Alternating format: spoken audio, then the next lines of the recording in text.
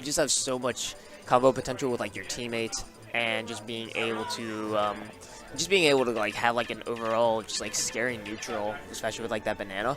And then Luigi can just take stocks like that, and like stock leads are like really important in doubles, like even more so than singles. Like obviously it's important in both because you want to be alive, but it's the dynamics that go into it. Like how does your teammate react to it? Like if they're down a stock, I mean, how do I play knowing that they're gonna maybe have to borrow mine, etc. It really does go into the whole mental aspect of it. It's rough waters out here. Yeah, doubles, I will say. It's tough to commentate, it's tough to play, and you definitely have to have a certain mindset in order to be really good at it. And that's why you see the people who are so good in doubles really kind of that's their bread and butter. We've seen Uno do so well in doubles. I mean, Luck, yes, he's won many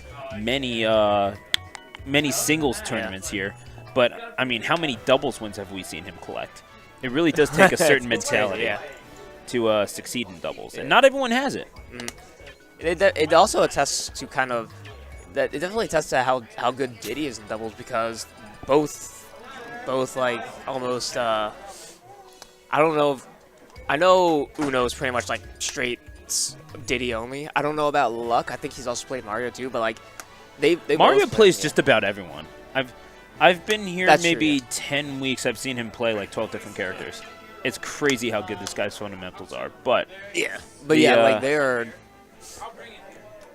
Like it shows how strong Diddy is in doubles, because he's already like a really solid character. But then when you couple him with someone that has like more reliable kill power and just like some better offstage presence and stuff, he's just crazy. I mean, we have seen a few times those monkey flips into the up air of Sonic. The basically the 6WX and Uno special, more or less, carried them to many a Wii Bear Bears tournament championship, as well as the championship in Brotherly Love the End. 6WX obviously winning the singles tournament there as well. And I mean, he went up to Woodbridge 2 Radiance just last week and took the singles title there, beating Juice in the grand final. I mean, the guy just collects wins right and left. He's a pretty incredible player. Six has been, like, over the past like month or so, Six has been just winning like so many like events that he's been going to. It's crazy. Like he was kind of like shaky for a bit, like when Juice started showing up and kind of really giving him like a good run for his money. But he's definitely kind of found his footing, and he's like back at like solid play again. He's definitely found a. I'm just noticing the villagers character. Who said this was okay? Probably Deli. Okay. God. All right. Well, anyway, they obviously something went wrong with the. Yeah, they probably that's either a button check or they just chose the wrong stage. We'll figure out which one, but yeah, obviously that's not a win for anyone yet. But obviously, as we go in, Abs and JRX. Not an established team per se, but definitely have shown their worth in past tournaments. Yeah, like they have like their history together. Like they're like playing together and separately. Like they're both really good. Like Abs beat Ralphie at Smash Quest like a couple weeks ago, which was absolutely crazy. But yeah, looks like we're going back into it on Smashville for the first game. And I think I like this pick if you're Abs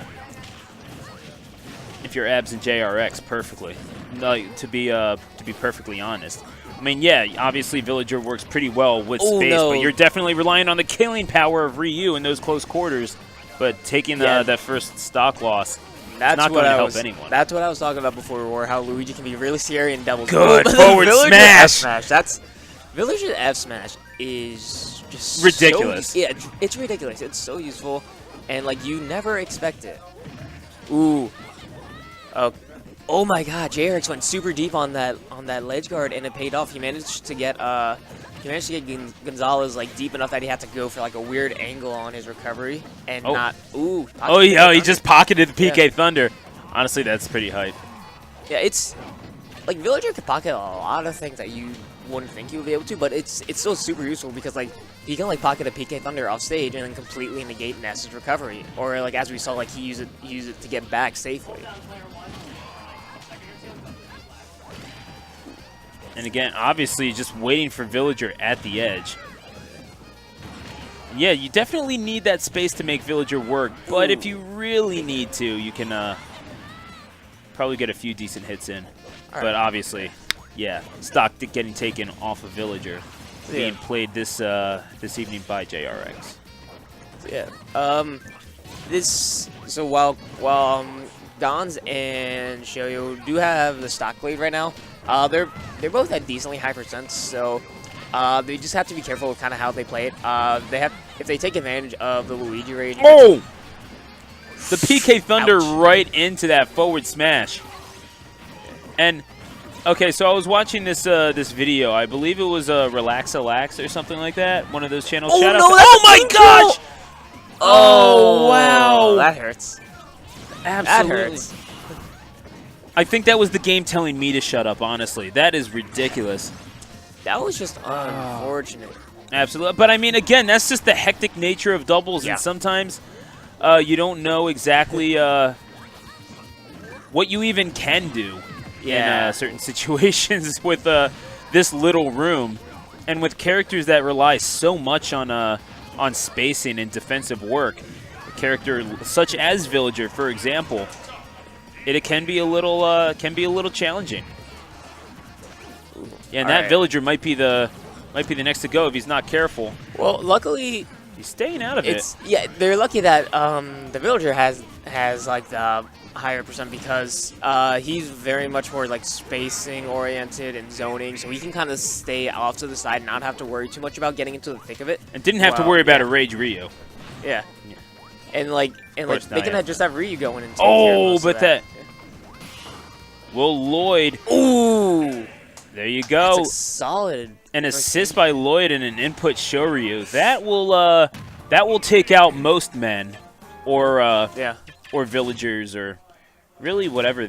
I'm not quite sure if it's been established that Mario and Luigi are actually human, or if they're just like weird humanoid, like giant nose having things. I think they're supposed to be human. I don't know. I think they're supposed to be too. Maybe they just didn't think about it all that much when they were designing them.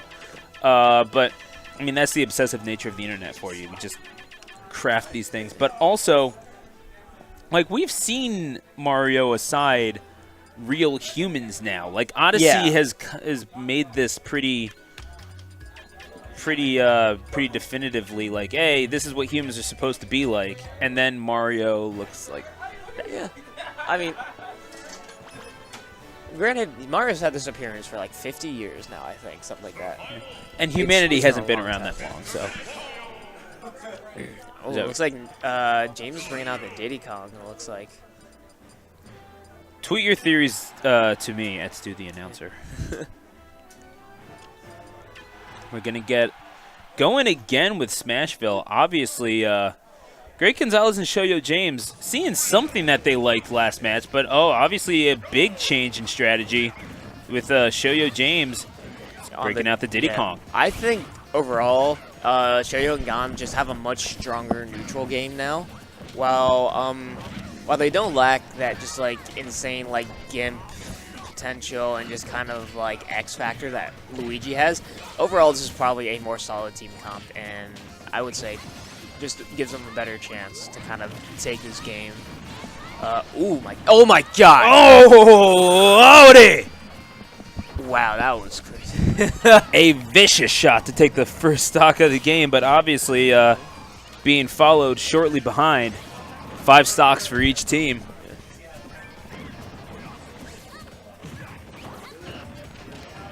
Yeah, we can definitely see already. Gonz and Shoyo James off to a better start. But you can see, again, that Villager trying to meet them in the air because they know that there's going to be a lot of aerial maneuvers being thrown out by both of these players. So the Villager throwing those bears right back. Not being afraid to meet them in the air where the brunt of their offense seems to be right now. I kind of admire that from JRX. Yeah, Ness especially. He's got a lot of strong like aerials. Ooh, oh goodness gracious! Oh my god, it's not gonna double kill on the back. No, it actually didn't. It was very much almost. Yeah. Ooh. And that's a forward air by Ryu. Obviously, reaching Yeah, reaching those rage percentages. We just lost like 3 stocks there, so something like that. Yeah, it's kind of crazy. But now they have the Rage Ryu, who's the only one that didn't die in that situation. So this might be a bit scary for Gonzo and James. That's the thing that that's the thing that I've learned. And that back throw into the aerial. Oh my goodness! Obviously that back throw, usually the killing maneuver, but on the wrong side of the stage there for the great Gonzales. But Shoyo James says, you know what? I got your back with that back air. Yeah, that was like a really great follow up there. Good awareness by James too, because there's so many times like that you can just be focused on trying to get back that you're not actually aware of kind of like what else is happening. This is true. And you know, you're in the middle of a fight, you plant a tree. Why not? And he's just looking for those hits with the axe. Obviously, yeah, those axes a little bit more killing power. Yeah. Yeah. And you can also use the tree to kind of set up some ledge pressure as well. Yeah. Just because, like, at least with, like, the hitbox that it gets when it grows. Ooh, up tilt out of Villager. Surprisingly strong, even though it's literally just a stick. Yeah. But it's never just a stick now, is it? I mean, it's like with Peach and Villager, it's never just a turnip. Yeah. Yeah. This is a game where 3 characters weaponize vegetables. I will never stop saying that or thinking about that. Ooh. Oh, wow, that is a bad loss. And it's going to be up to Abs to keep this from going into a tie game. I mean, it's doable. That's an air dodge. Oh, yeah, he's trying to control his movement in the air with those focus punches, but... Ooh, Shoyo James doesn't do anything to try to punish that get-up. That was...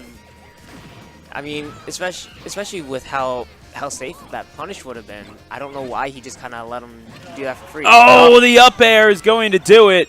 Great Gonzales and Shoyo James. They're going to take this particular play to an Act 3. They will see if there's a happy ending in store for them. See if they can meet Beast and Juice in the winner's final. That was good stuff by Great Gonzales and Shoyo James. Obviously, a change in strategy was needed. The switch to Diddy Kong, it paid dividends. Yeah. James has his Luigi is good too, but I just feel like in doubles having the Diddy Kong would be preferred because like Luigi he's reliant on like a lot of like weird stuff like jank and everything, and you don't want to have like 2 other people there to kind of potentially mess with that. You're absolutely right. And again, back to the tree as we get ready for Game 3 here. Actually, as we get started with Game 3 here. We just hope you're getting ready for it, folks. It's going to be crazy. Planting the tree right away, I do kind of like that. And obviously not just for the axe, but like you said before, that tree is good not just for knocking people out, but for dictating the opponent's movement as well, which you definitely need in a stage like this. It's basically like a set piece. Like I know that at least that's how they describe it in soccer. Like when you have like the crossbar for the top of the goal and like the post, like they refer to them as like set pieces because like they're like an important factor in the game. Like you have to be able to kind of like play around them. Ooh, and the up punch Shoryu! But Diddy Kong will return the favor. That was 3 straight knockouts. Yeah. And goodness gracious. And James is still sitting on his first stock with minimal percent. Not quite a set piece, but definitely a couple of red cards to be shown after that one. Those were some hands being thrown. And really, it's just Shoyo who has yet to lose a stock. He's sitting at 40%. This is a pretty good position to be in. Oh, wow, but he gets caught with that PK Thunder. I do admire how well Great Gonzales uses that PK Thunder. I mean, just it's when you least expect it, and it's in almost always the most hype situation possible. Yeah, like moves that can like thrive off of the chaos of doubles like that are that was a backer to get the kill on Jared. But yeah, like moves that thrive off the chaos of doubles can be like really powerful because like you could just be caught completely by surprise by them. Ooh. Oh, trying to disrupt Abs' movement in the air, but obviously, and you see, it's such an interesting mechanic how that down B works. Not just, obviously the focus punch doing its thing with the punch, but also how it allows the player to control his movement in the air. Oh, the input Shoryu. Goodness gracious, Abs, my goodness. Okay, James drops his first stock. It's hard. It's going to be hard for Rethink to pull those back. it might be possible, but like James has just been putting on a clinic this game, like playing very cleanly. Like he's just spacing those back airs perfectly. Like, and he's like by himself edge guarding the entire enemy team. I mean, he's just throwing them, and they have no answer. And now it's going to be Abs all by himself, but not for long. The great Gonzales and Shoyo James throwing their hands, punching and kicking their way. Yeah. Into losers bracket, unfortunately, is Abs and JRX. But great Gonzales and Shoyo James, what an effort by them. They earned their way into grand finals. Yeah, like James definitely got James just got better